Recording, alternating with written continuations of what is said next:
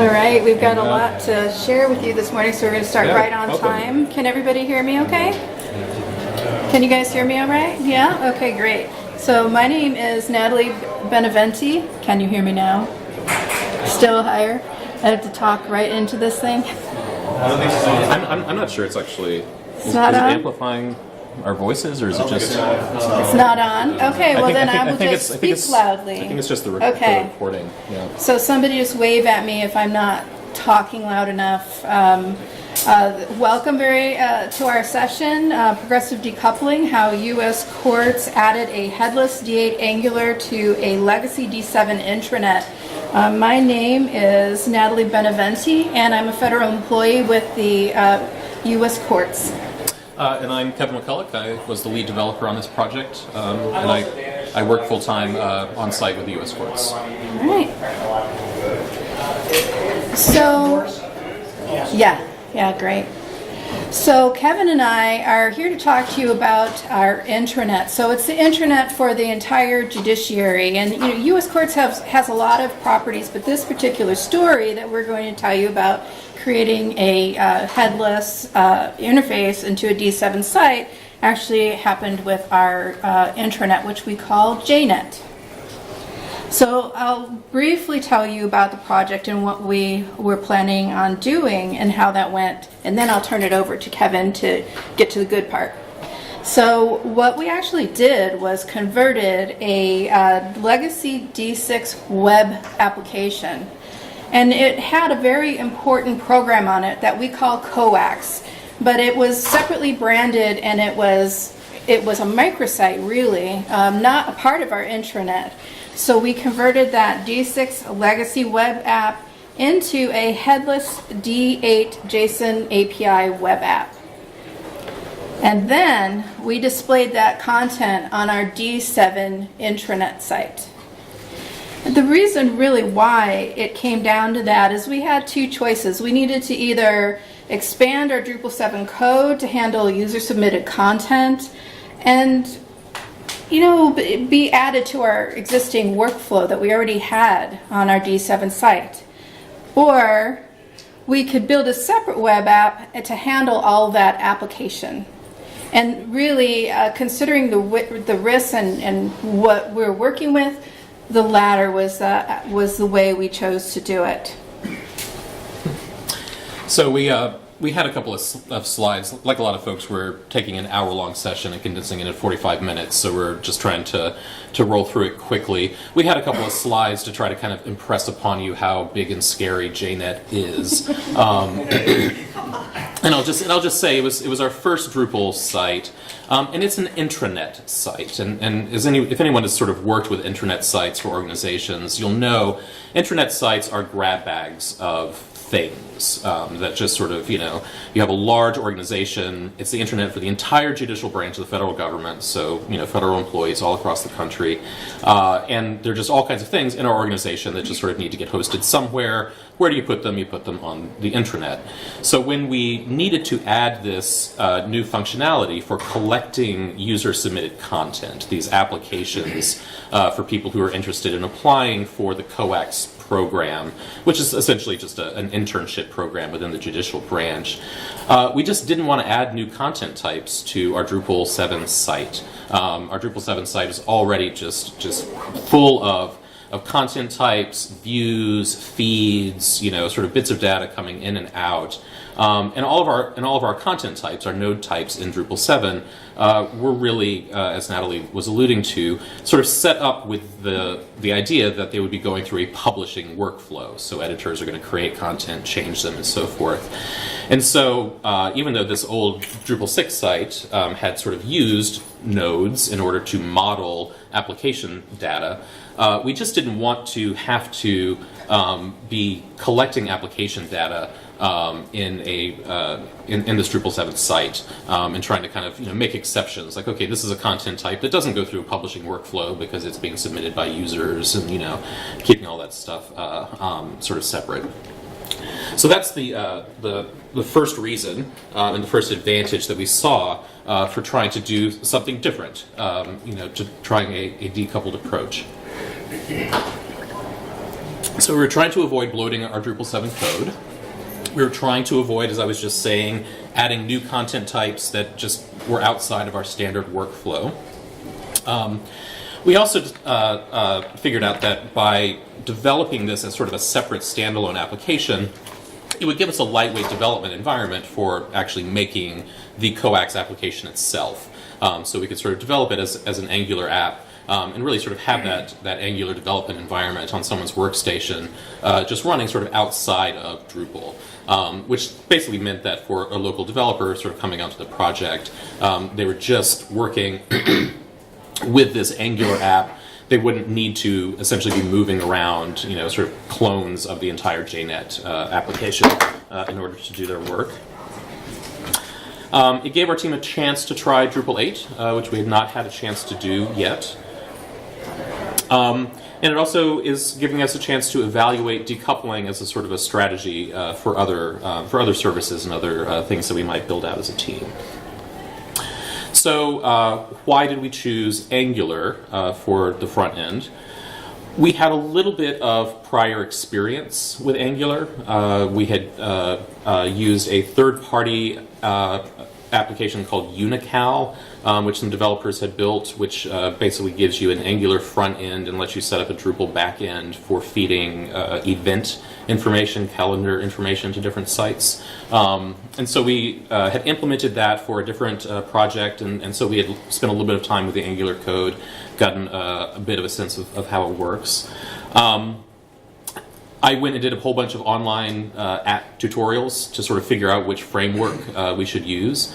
I should sort of say that our team is primarily PHP developers, with a couple of front-end folks, but none of us had really worked extensively in this brave new world of front-end JavaScript frameworks. And so we had to do some evaluation on our team to just sort of figure out which of these to try. And so I did that evaluation. Walked through the little, kind of Hello World app that the Angular documents put forward for you, and it made sense. I was like, okay, yes, this is sort of what I had envisioned. This is what I think we need. Angular is well established as sort of one of the older of these front end frameworks, but the honest truth is that kind of looking at them, I really just sort of kind of came to the conclusion that we just needed to pick one and build something in it to really see how it works, to really understand, the ins and outs of different front-end frameworks. So was Angular the right choice for us? Maybe. It worked really well for this project. Again, we're still kind of as a team becoming familiar with different front-end frameworks and their approach to things. And so, we're still just kind of gathering that information and trying to kind of understand the differences and the advantages of different frameworks in different situations. But a few things to just sort of say about Angular, particularly if you, like us, are sort of, PHP folks who just kind of figure all the cool kids are doing JavaScript and we should do more JavaScript. The learning curve for PHP developers is fairly steep. Mostly because you are working in this asynchronous paradigm, which is just not what you're used to. And so it took us, it took me at least just a couple of weeks of just, kind of studying and setting up little Hello World things with promises and observables before I really kind of felt like I understood how this was working, the best way to structure things, the best way to sort of move data through the system. So that's something to be aware. It also took more lines of code than I was expecting, and I think that has a lot to do with just sort of how Angular sort of defines components and modules and passes data from place to place. So I'm always trying to write very, very dry code, right? Don't repeat yourself. And I just kept finding myself needing to kind of import and export things kind of all over the place and trying to sort of figure out the best way to kind of keep that streamlined. Took a little bit of effort. But we really like the strict typing approach of TypeScript. It catches a lot of errors at compilation time, which is something that we liked a lot. We do try to do test-driven development as our team, and so going with a framework like Angular gives you a lot of tools for that kind of thing. And so the resulting application that we came up with was large, but very robust. And I'll show you guys the application in a second. So ultimately for our team, for our decision-making process, deciding to go this way was a trade-off. We knew that a decoupled approach was going to be as much or more work than expanding our Drupal 7 code, but we expected to get a lot more value for that work. And value both in the sense of not increasing the technical debt of the Drupal 7 code in JNet, which is already considerable, but also value, as I said, in terms of trying Drupal 8, learning about decoupled architectures. It was just a really good chance for our team to give this a try, and so that's why we did. So let me just do a quick little demo of the application so that you can actually see what it is that that I'm talking about. So I have a copy of JNet running just here on my laptop, and so this is the intranet for the Judiciary. It's a Drupal 7 site, as I said. I also have running on my laptop just a Drupal 8 backend for the coax application, and you can see I'm logged in as the administrator for this backend. I have sort of cleaned this out of any real content for the purposes of this demo. So all we see here in content types is that we have a profile for the Kevin McCulloch user. And a sample opportunity that I set up so that you can see an opportunity that people can apply for. But these profiles, opportunities, and applications are just Drupal content types in the Drupal 8 site. And so, we just set up content types, fielded them, exported all that into config. So Drupal 8 is really great for just kind of quick data modeling for a JavaScript application. Here on the JNet side of things, so the coax program, it's the Coord AO exchange, lives here on our site. Most of what you're seeing here is Drupal content, and so part of this effort was that we were bringing a lot of content from that Drupal 6 site that's actually, promotional content, so information about the program and why you might want to apply. That's all sort of in the Drupal 7 site. But when I click this link here to go to the account portal, what you see, sort of everything underneath that Coord AO Exchange account portal header is Angular. So this is the JavaScript Angular app that's just kind of running inside our site. So if I want to apply for something, I can go to log in. I'm redirected to the Drupal login, and this was kind of an important requirement for us, is that we wanted a single login experience for folks, even though the information in the backend is being stored in a Drupal 8 site. What I'll do is I'll just create a new account real quick. Go myself. Account 2.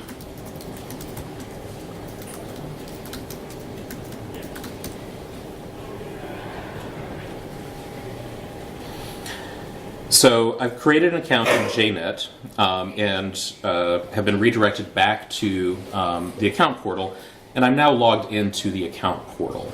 And so if I come back over here to the coax backend and look at people, you'll see that this applicant2 user has been created in the Drupal 8 backend. So effectively, there are now two accounts. There's the account that I've made that's in the Drupal 7 site. And then when I go to the account portal, what happens is that the Drupal 7 site essentially uses my credentials to try to log into the Drupal 8 site on the back end. It doesn't find an account, and so it makes an account on the back end. And it uses a token sort of as the password for that account on the back end. So the authentication is seamless between the two, and that was kind of one of the biggest hurdles to this working at all, and one of the things that we worked on the longest to get right. And then from there, I can go and basically just set up a profile myself,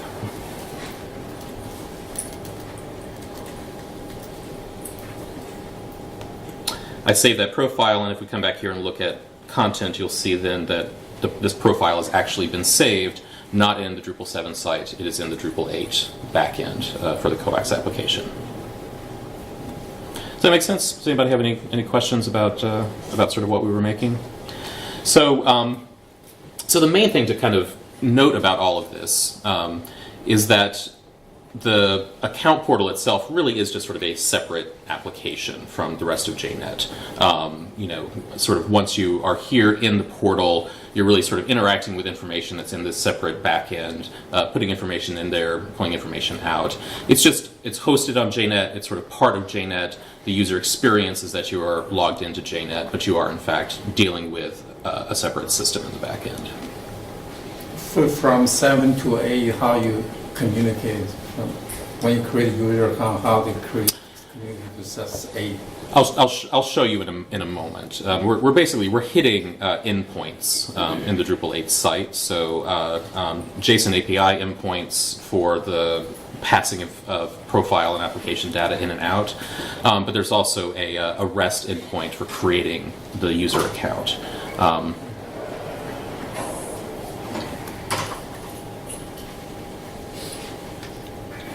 Okay.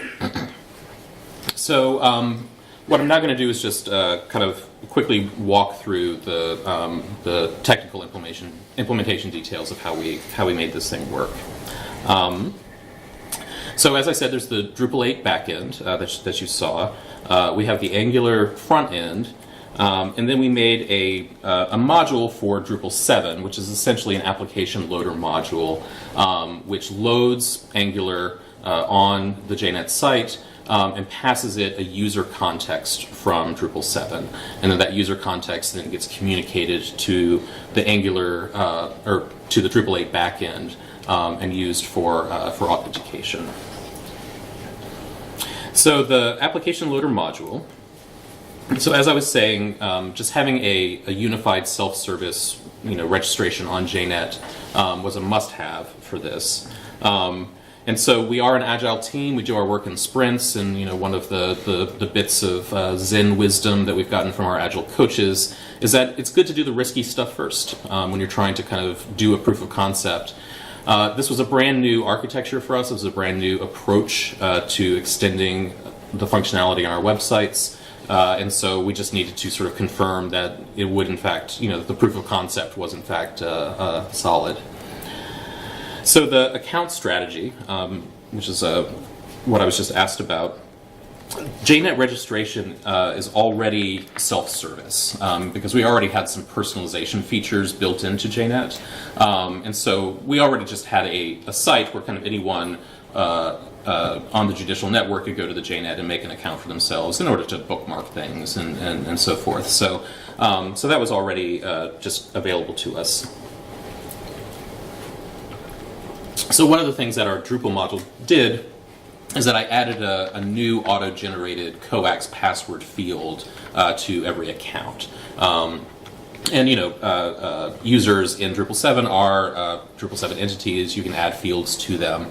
And so I added a field, and then basically sort of hid that field from the users. So as a user logged into JNet, if you go to my account, you'll see your name and picture or whatever. This particular field is just sort of hidden. It's behind the scenes. It is your password for the coax backend. It is a 50-character string of gibberish. You'll never see it unless you are, sort of a developer inspecting the network requests sort of happening in your browser. But it's just not. It's not for users to interact with. So you create your account in JNet, and then the first time that you surf to the account portal page, as I said, your username and password are passed to Angular. Angular requests a token from the Drupal 8 backend, and if that request fails, Angular posts the username and password to the REST/register endpoint on the backend.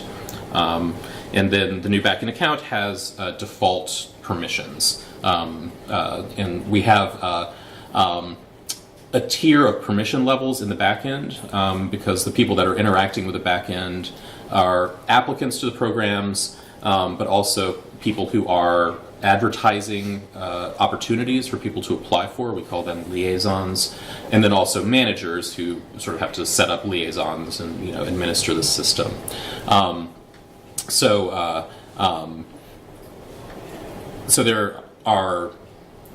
there's business logic about sort of who can see what that we had to enforce in the back end.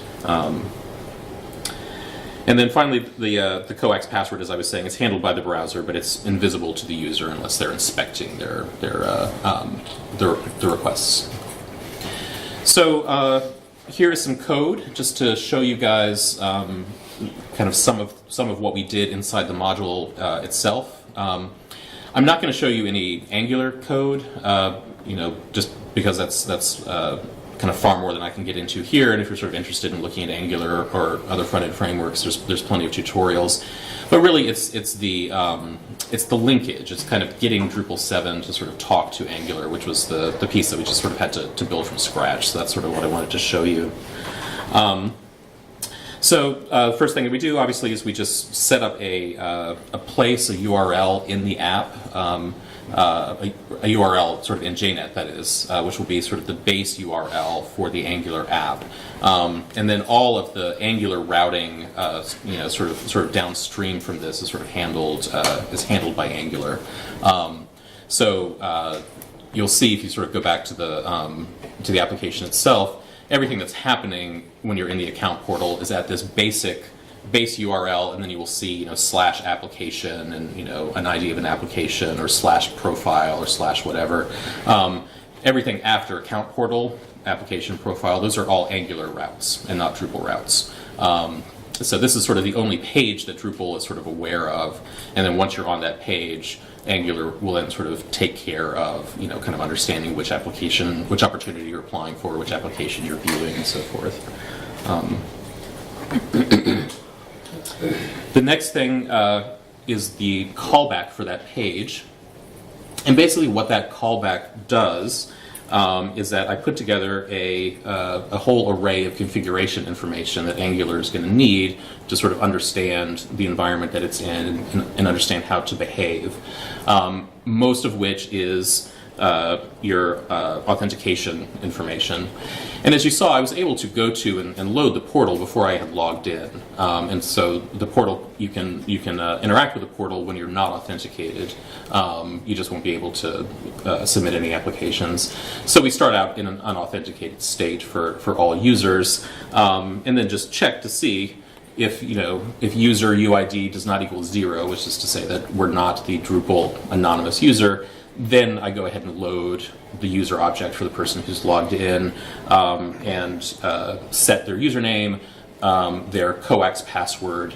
So you can see the password that we're getting is from that coax field that we added to the user object, and sort of tell Angular that we are authenticated. And then I use Drupal.js to put that configuration basically into the Drupal.settings JavaScript object, which is just part of Drupal's JavaScript framework. It's always available in Drupal.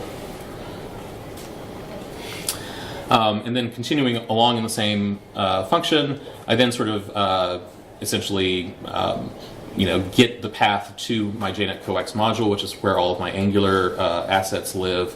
I send an array of the different assets into the Drupal Java settings object.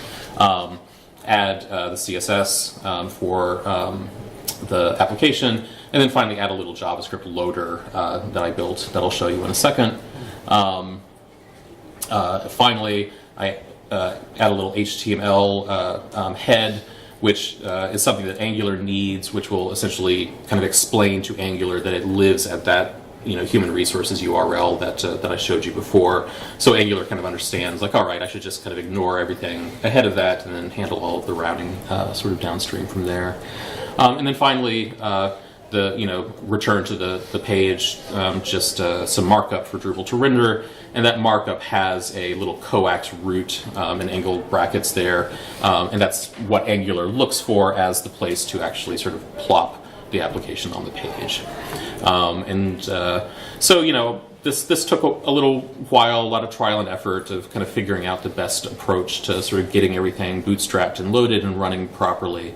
But if you're going to do something like this, sort of pull in some other JavaScript framework and kind of host a little JavaScript app on another site, you'll follow something along these lines, just sort of depending on how that JavaScript framework sort of wants to see things. Here is that little JavaScript loader that I was telling you about. You saw in the page rendering callback, I added that little sort of my own little sort of Drupal JavaScript. And basically, what I do is I take the coax config from Drupal.settings and here I pass them just up to the global JavaScript window object to make them available to Angular. I've since figured out that I can actually make Angular aware of the Drupal object in the JavaScript space, so that's not strictly necessary and is probably, sort of messing with the .window object is probably, something to avoid. So that's not strictly necessary, but that's how we did it. And then I set up a little recursive function for loading the Angular assets in strict order because, as you saw from, I'm just going to go back and show you, essentially for Angular you kind of need, Angular compiles with polyfills to sort of get various, browsers to, kind of up to code. So the Angular compilation process just generates a whole lot of assets that are part of the application, and these things just need to be loaded in strict order. And so I made a little recursive loading function to make sure that would happen, and that's that. Any questions about the sort of the linkage there? So let me quickly talk about the Drupal 8 backend. So our key architectural principle for this is that all application security is enforced in the back end, right? And so again, if you are an applicant who is applying for these opportunities, you should be able to see your own applications, but you should not be able to see other people's applications. If you are a liaison and you have advertised an opportunity, you should be able to see the applications of people who have applied for your opportunity, but you should not be able to see applications of people who have applied for other people's opportunities, right? So there's a fair amount of information that is sensitive. This is personnel related. People are applying for things. They're submitting their resumes. So we needed to be very careful that only the right people could see the right things. And you can't really enforce that in the Angular app. I can sort of construct an Angular app and sort of tell it not to display sort of sensitive stuff. But under the hood, what Angular is doing is it's making these calls to the endpoints. It's getting JSON data back. And if it's in the JSON, the user can see it if they know what they're doing. And so you just have to make sure that nothing that's sensitive sort of comes through. So as I said, we use Drupal content types to model the data. And you saw we have a profile type, an application type, an opportunity type. We use Drupal roles to define the permission levels. So again, accounts are made with just kind of a standard Drupal role, and then we have a liaison role and a manager role. And the permissions are assigned just using the Drupal's permissions scheme and interface. And that again is kind of why Drupal 8 is sort of nice as a kind of off-the-shelf backend for applications, is that it allows you to do content modeling and user roles and authentication and stuff like that just kind of out of the box, which is sort of hard to build on your own. We also, I just set up custom fields to define my application workflow rather than trying to, sort of follow the, like published or not published or whatever. Because, again, with an application, published or not published, is not really exactly what's going on. Your application is submitted or not submitted, and then it's either accepted or rejected, and so on and so forth. There's just sort of custom states that don't really follow a publishing workflow. And then finally, I used a custom module with node access hooks to fine-tune the permissions and hide sensitive data. So, for example, there's a status field on your application which says not submitted, submitted, and then it also has accepted or rejected. But we don't want to expose the value rejected to applicants until someone from the program office has actually contacted them to sort of say thank you, right? And so I had to write a little node access hook that sort of, when you're requesting an application, looks to see, is this the applicant? If so, just always tell them submitted, hide that rejected status. So again, we had a lot of little tweaking that we needed to do, and we did all of that sort of on the Drupal 8 backend. So for inputs and outputs to the system, again, Drupal Drupal 8 exposes REST endpoints if you turn that on. So there's a user register REST endpoint because the JSON API contrib modules doesn't expose a means for user creation. So we needed that because as you saw, the Drupal 7 site needs to hit the Drupal 8 site to make users. The contributed OAuth module gives you a token endpoint for getting a authentication token, which basically sort of says who you are and what your permission levels are. So that's part of the structure. The JSON API project is actually a suite of contrib modules, which is really great. I kind of hang out in the Slack channel of the guys sort of working on it. They're really dedicated.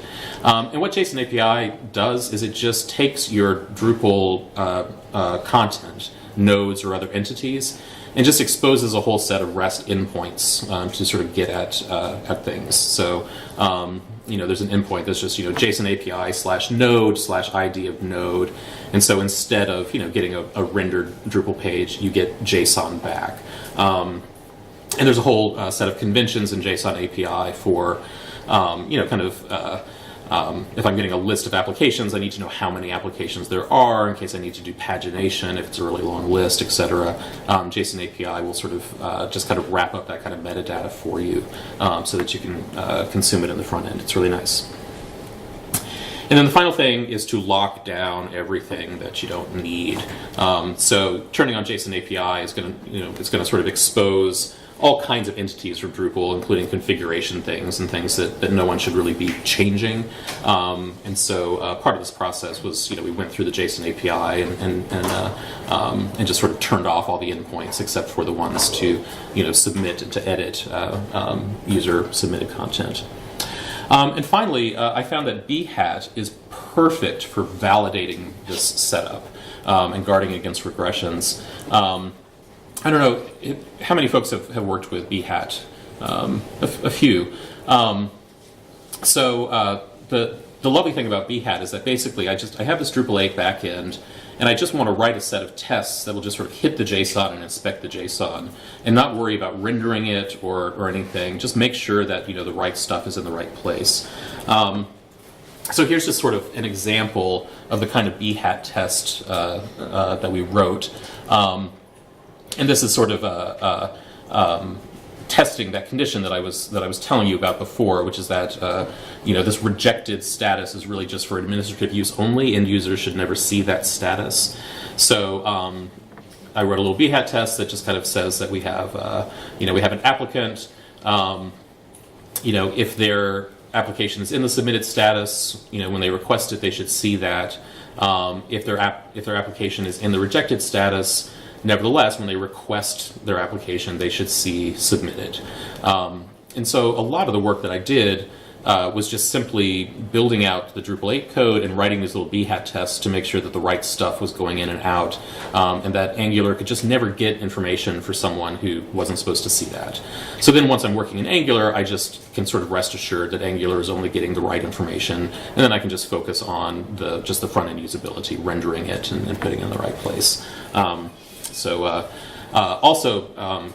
just say quickly, both D8 as a code base and the JSON API stuff as a code base was still really kind of maturing as I was doing this, and so I would continually sort of upgrade JSON API with different releases and catch regressions with Behat. So Behat really proved its worth for this project. And then finally, just real quick, we're running out of time, but so for the Angular front end, the actual code and Node JavaScript tooling for Angular lived in a separate repo. I built a little container for the app that kind of simulates JNet, because the one thing that Angular needs to sort of be aware of is that all of the JNet CSS is going to cascade down into Angular. So you kind of need to start out with sort of the CSS from JNet, so that in Angular you can extend or override that. And then for local development, I just built a little widget that would pass sample user context into the app. And I could use Node to just serve the app on localhost and code easily. And then when it came time to deploy, I would just do a release, and that's where I got all those those JavaScript assets that my loader uses. So there's just a screenshot of the application running sort of for local development, and you can see I've kind of just sort of spoofed the header and sidebar of JNet, and the color of the page and all that stuff. That CSS just comes through, and then while I was developing, I just put a little widget up there. And if you go back and look at the config that I sort of send in there, there's a little, is this a development environment, true, false, Boolean, so that Angular knows whether or not to show this, which was great because then I could just sort of if I wanted to, sort of look at something as a liaison as opposed to an applicant, I just change that little widget and Angular just changes the user context. I didn't, so I'm not in JNet, I don't have to log out and log back in JNet, and so it was really nice and just sort of easy to do. How did it turn out? It went great. You're a little dancing emoji. Do you want to speak as the program person? Yeah, that's great. And I'm not going to go into all the bullets because I want to allow all of you to ask questions. But really, everyone was very happy with it. We had very little change requests for it. Mostly the change requests had to do with business rules that weren't identified in the requirements process, and they were pretty simple for us to address. Really, our approach with test-driven development was an excellent way to do it, and giving ourselves the time to make mistakes in the beginning and deciding whether this was the right approach. I think that really helped us to make all these things. So thank you very much for hearing our presentation, and please ask some questions. Sure. So your Drupal 7 site really doesn't know anything about your Drupal 8 site other than how to bootstrap it? That's basically right, yeah. And was that your objective then, to abstract that out? Yeah, essentially, what we're kind of looking at here is a sort of a microservices approach, really. And so again, the Drupal 7 site just already was completely overloaded with content types and a lot of things, and so we just didn't want to have to have our Drupal 7 site aware of this whole other application that had its own sort of logic about how information moves and who's allowed to see what. So all of that security work that I was doing of applicants shouldn't be able to see X or should be able to see Y. If I'd been doing that sort of in our Drupal 7 code, all that code would have to be kind of stepping around all the other code that's about sort of making this site work. I was wondering, had you considered a custom module that would just do that back-end interaction with the Drupal 8 site? And so kind of keep that inside of 7, so to speak? Which back-end interaction do you mean? Your Drupal 7 having a module that could do the web services to the Drupal 8 site behind the scenes. Mm-hmm. And I was just wondering if that was a consideration. So there is the Drupal 7 module that just kind of understands that there's something at this path, understands that there's some JavaScript that needs to be put into place and sort of does the loading. And then at that point, it's essentially the front end, which is running in the user's browser, is what's actually talking to the Drupal 8 backend. we did think a little bit about, whether it would sort of make sense to have, because so essentially the way that it works is that, we have the Drupal 8 backend, we have the Drupal 7 site. The Drupal 7 site sort of sends an Angular app to the user's browser, and then that Angular app is sort of talking to D8. Are you sort of asking if we thought about doing kind of a server-to-server kind of architecture? Yeah, it's just that, this just felt like a good kind of front-end sort of app, When I was kind of pitching it to folks, I was just sort of using Gmail as the example, of sort of, you sort of go to a web page and then it just sort of loads this thing, and then it's just sort of talking, to mail servers and so forth, There just wasn't a whole lot of need, really, for these two systems to talk sort of directly to one another. Any other questions? You mentioned a security concern. That was Yes. Can you? Yeah. Yeah. So that last bullet point, we had a couple of slides about this anecdote, which we dropped for time. But essentially, because this was a whole brand new architecture, there's a whole security team as part of the courts, and so we did a full kind of review with them.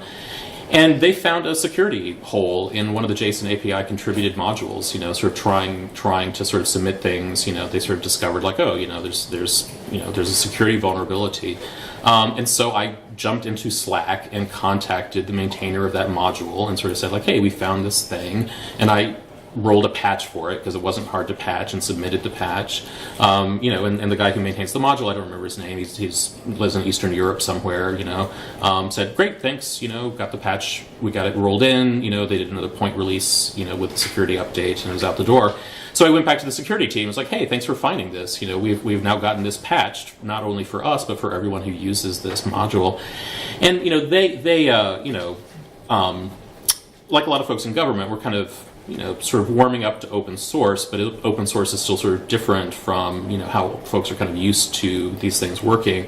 And they were just, kind of their jaws hit the floor, right? They're just like, what now? You just talked to the person who wrote the code and fixed this, just kind of on the basis of what we found, And I was like, yes, that's open source, isn't it great? Hooray. So it was just, it was a good kind of feel good, moment for us, and really helped, because again, there's just, that sort of skepticism of like, oh, if everyone can see the code, isn't that insecure? I mean, I think folks have largely gotten past that or getting past that, but open source is still sort of weird, if you're coming from a very different kind of technology culture. So This is internet, no external application is widely considered as a security risk. because they're very, very meticulous about security, because we're the federal government, and so.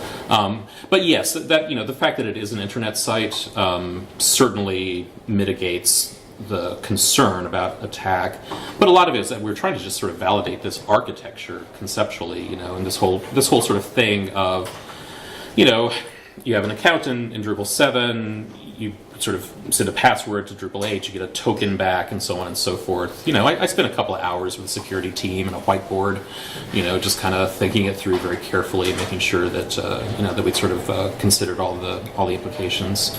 So, yeah.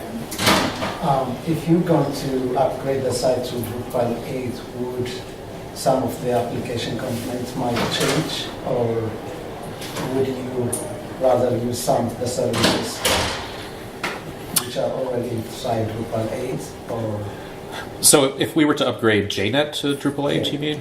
Yeah, so that's kind of one of the beauties of this, is that if I were to do that, I would need to rewrite my little loader module to follow Drupal 8 conventions as opposed to Drupal 7 conventions. But the basic idea would work just fine in D8. And so it's part of our thinking here, and again, this has a lot to do with sort of JNet being an intranet and us supporting a fairly complicated editorial workflow, because there's just lots of different people make pages on this site because lots of different offices need to communicate content. And so for us, Drupal, just as a sort of a single site architecture, Drupal is really, really good at supporting a publishing workflow. And we think that it's really a kind of a smart approach to just have your kind of main Drupal 8 site really just sort of geared toward that. And then if you need to sort of come in and sort of build in little special bits and pieces, which again for an intranet, it's just miscellany, right? There's so much that can, that we might just sort of want to need to host, that there's a real advantage of trying to just, conceive of them as little microservices.